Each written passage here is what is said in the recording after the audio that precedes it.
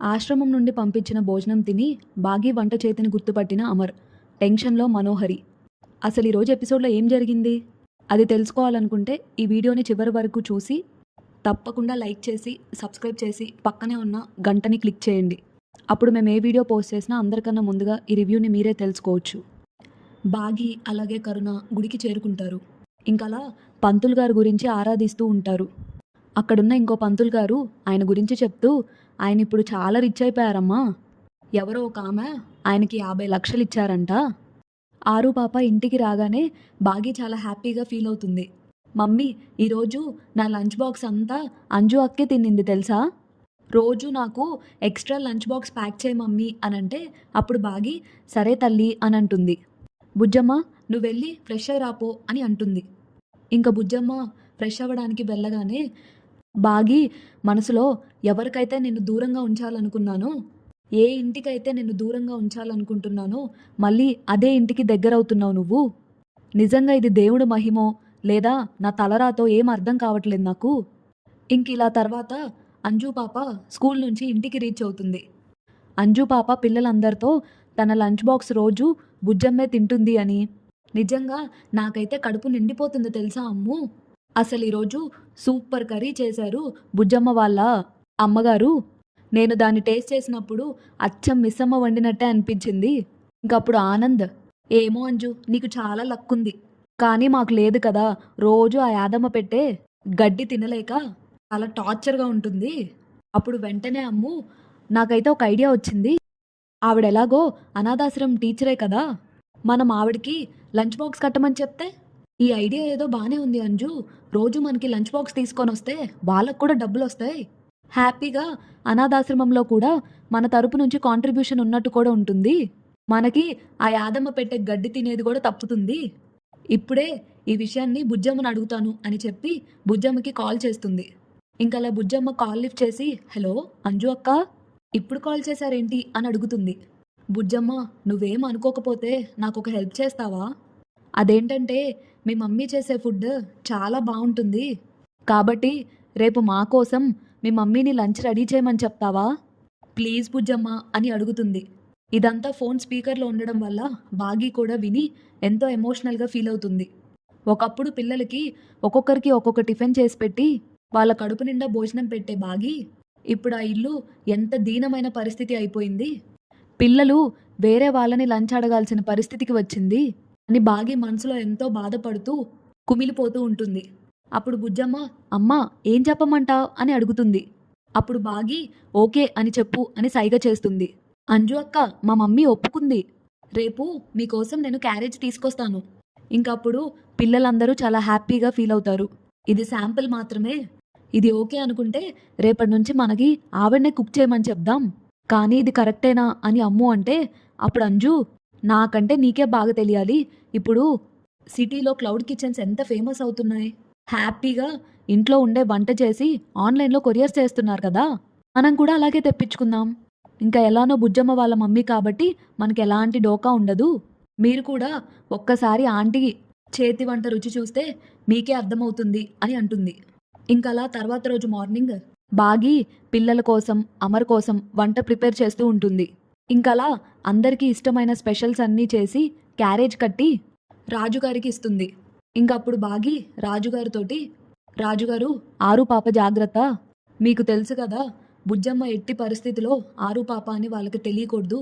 ఇప్పుడు రాజుగారు, అమ్మ నాకు తెలుసమ్మా, నేను జాగ్రత్తగా చూసుకుంటాను తనని, నువ్వేం భయపడకు అని, ఆరు పాప బయలుదేరదామా అమ్మ అని చెప్పి రాజుగారు బుజ్జమ్మని తీసుకొని అక్కడి నుంచి అమర్ వాళ్ళ ఇంటికి బయలుదేరతారు.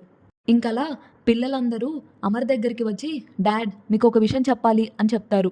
నేను మీకు బుజ్జమ్మ అని చెప్పాను కదా, వాళ్ళ మమ్మీ చాలా బాగా చేస్తారు వంట, అందుకే ఈరోజు వాళ్ళ అమ్మగారిని మన ఇంటికి లంచ్ పంపమని చెప్పాను.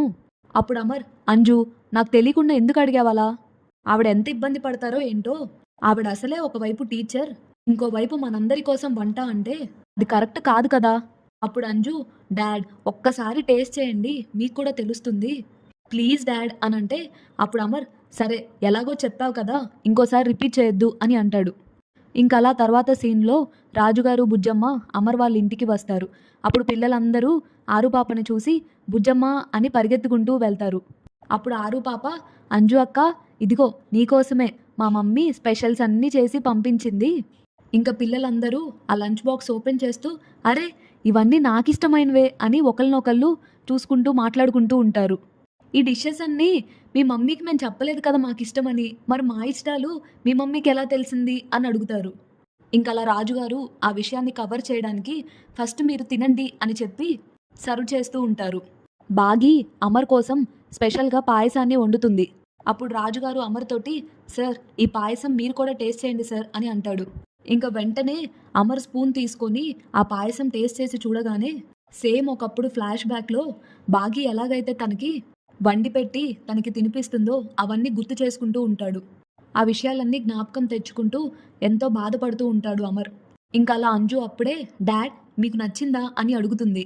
అప్పుడు అమర్ హా బాగుంది అని చెప్తాడు. డాడ్ ప్లీజ్ డాడ్ అలా అయితే రోజు బుజ్జమ్మ వాళ్ళ మమ్మీకే ఆర్డర్ ఇచ్చి ఇంటికి తెప్పించుకుందాం డాడ్, ఎందుకంటే ఈ ఆదమ్మ చేసే గడ్డిని తినలేకపోతున్నాం మేము. ఇంకా అలా అమర్ పిల్లల కోసం ఒప్పుకుంటాడు.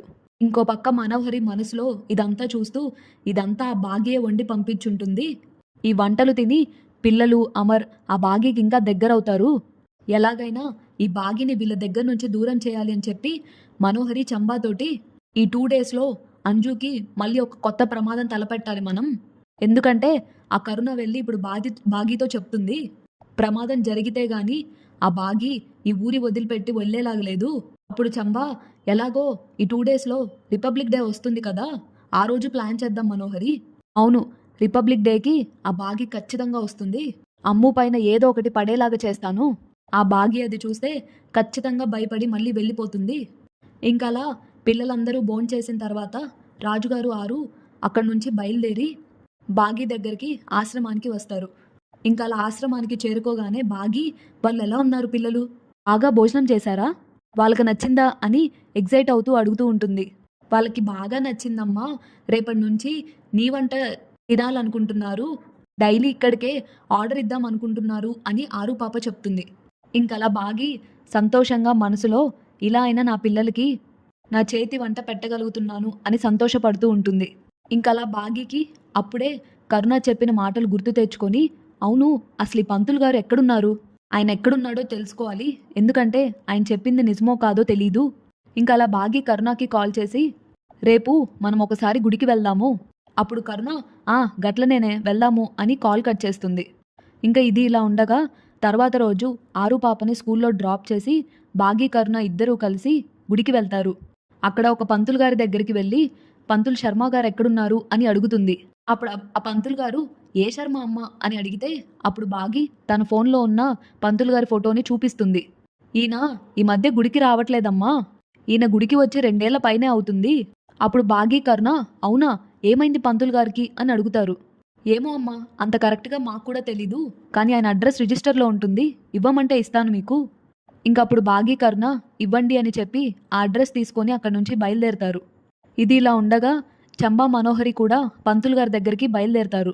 అప్పుడు చంబా మనోహరి తోటి మనం ఆల్రెడీ ఒక ప్లాన్ వేసాం కదా, ఇప్పుడు ఈ పంతులు గారి దగ్గరికి ఎందుకు అని అంటే అప్పుడు మనోహరి ఏమో మనం ఒక ప్లాన్ వేస్తే ఆ భాగి మనకన్నా ఇంకో స్టెప్ ముందుగా ఆలోచిస్తుంది, మనకన్నా ముందుగా ఆ భాగి వాళ్ళ ఆ పంతులు గారిని కనిపెట్టి ఇంటికి తీసుకొని వస్తే అప్పుడు నేను చేసిందంతా మొదటికే మోసం వస్తుంది, అందుకే ముందు పంతులు గారి దగ్గరికి వెళ్దాము, వెళ్ళి ఎలాంటి నిజం చెప్పొద్దు అని బెదిరించి భయపెట్టి రావాలి, ఆయనకు డబ్బులు ఇస్తే అప్పుడు సైలెంట్గా ఉంటాడు, భాగి ఎప్పుడైనా కనపడినా కూడా నిజం చెప్పకుండా ఉంటాడు.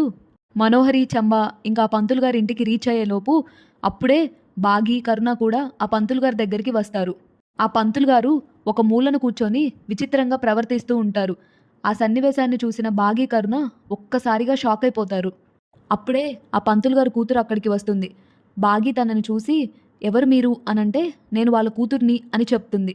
మీరెవరు అనంటే నా పేరు భాగమతి, శర్మ గారికి ఏమైంది అని అడుగుతుంది. మా నాన్నగారికి 2 ఏళ్ల క్రితమే అతిపెద్ద యాక్సిడెంట్ జరిగింది, యాక్చువల్లీ 5 ఏళ్ల క్రితం మా నాన్నగారు 20 లక్షల డబ్బులు తీసుకొని వచ్చారు, మా కష్టాలన్నీ పోయినట్టే దేవుడు మనని చల్లగా చూశాడు అని తెగ సంతోషపడ్డాడు, కానీ అనుకోని పరిస్థితుల్లో ఆ డబ్బులన్నీ పోయి మా నాన్నగారు ఇలా అయిపోయారు అని అంటుంది. అప్పుడు కరుణ ఇంత తక్కువ టైంలా 20 లక్షలు ఎట్లొచ్చినాయి మీకు, ఏమో మేడం, నాకు తెలీదు. అదిగోండి నా రూమ్‌లో ఉన్నారు. చీకట్లోనే ఉంటూ ఉంటారు. బయటికి రారా రూమ్‌లో నుంచి. భాగమతి, భాగమతి అని కలవరిస్తూనే ఉంటారెప్పుడూ.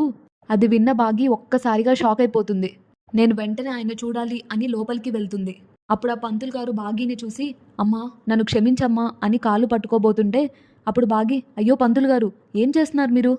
నేను చాలా పెద్ద తప్పు చేశానమ్మా నీ విషయంలో. చాలా పాపం చేశాను. నన్ను క్షమించమ్మా. అందుకే దేవుడు నాకు తగిన శిక్ష వేశాడు. నేనేదైతే అబద్ధం చెప్పి డబ్బులు సంపాదించానో, అదే డబ్బులు ఈరోజు నన్ను ఈ పరిస్థితికి తీసుకొని వచ్చింది. అప్పుడు భాగి, అసలు మీకు అబద్ధం చెప్పాల్సిన అవసరం ఏమొచ్చింది అని అంటే, అప్పుడు ఆ పంతులు గారు, నాతో ఒక రాక్షసి అబద్ధం చెప్పించింది.